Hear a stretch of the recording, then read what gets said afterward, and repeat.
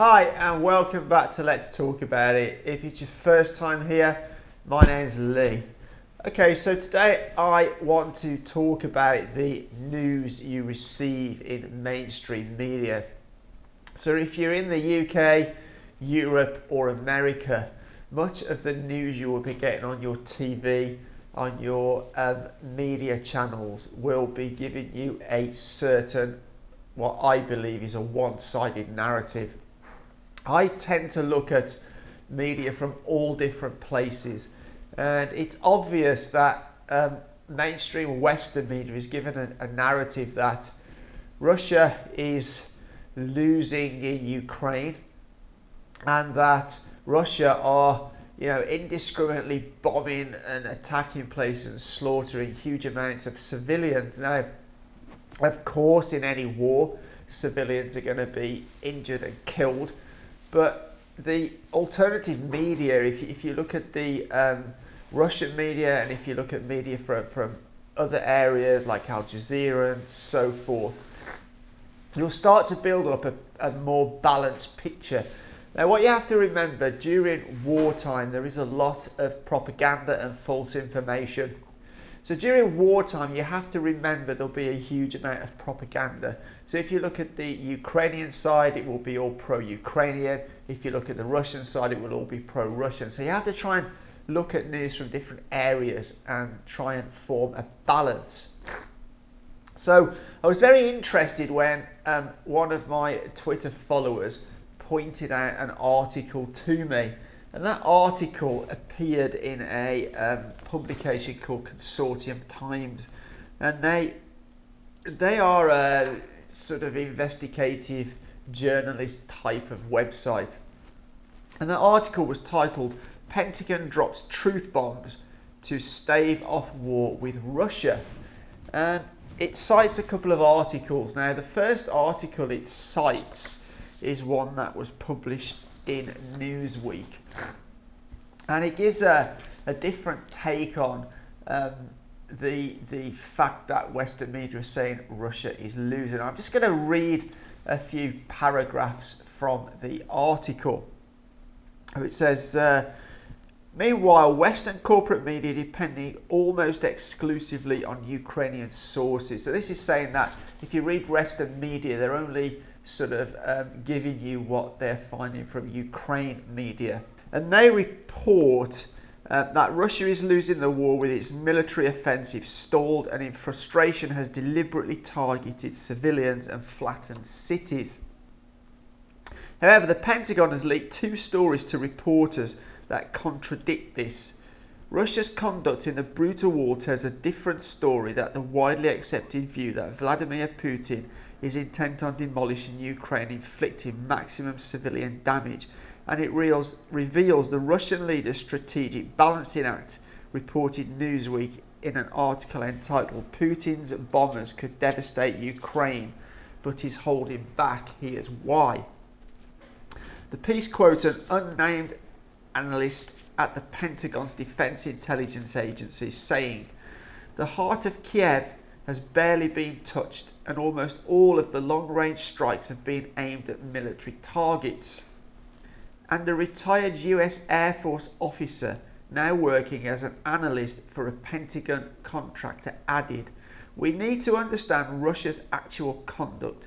If we merely convince ourselves that Russia is bombing indiscriminately, or that it is failing to inflict more harm because its personnel are not up to the task, or because it is technically inept, then we are not seeing the real conflict."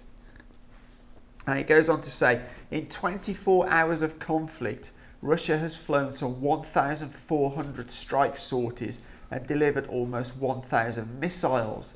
And by contrast, the United States flew more sorties and delivered more weapons in the first day of the 2003 Iraq War.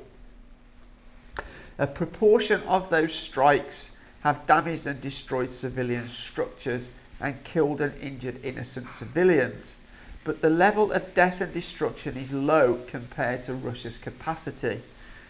I know it's hard to swallow that the carnage and destruction could be much worse than it is, says the DIA analyst.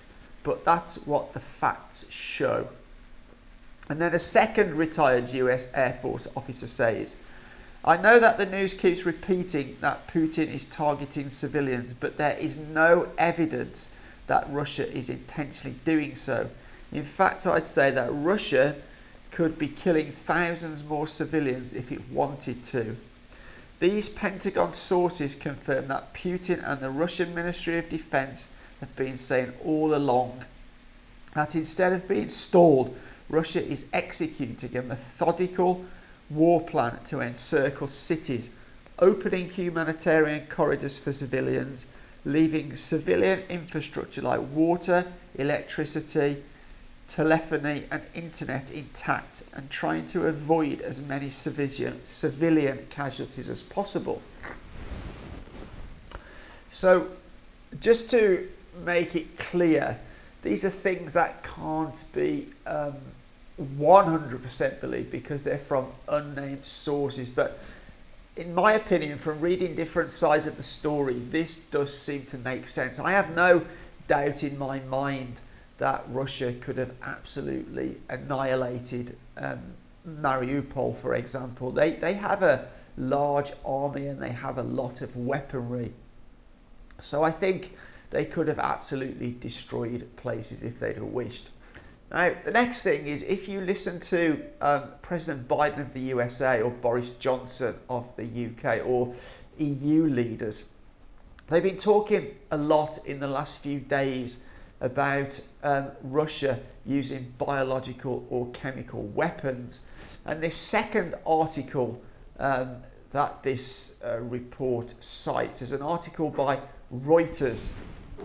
And the Reuters article says, the United States has not seen any concrete indications of an imminent Russian chemical or biological weapons attack in Ukraine, but is closely monitoring streams of intelligence for them, a senior US defense official said. It quoted a Pentagon official as saying, there is no indication that there's something imminent in that regard right now. Neither the New York Times nor the Washington Post published the Reuters article.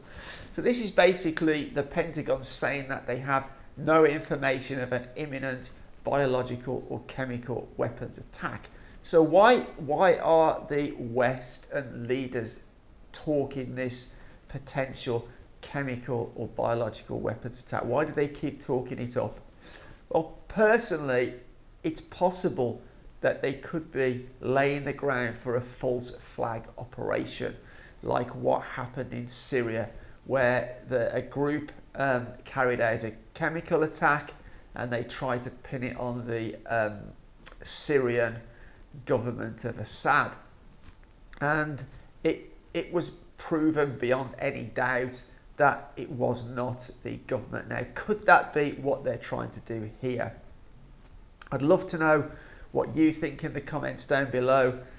That gives you my assessment. I'll link all the articles that I've referred to in the description. But as always, for now, take care.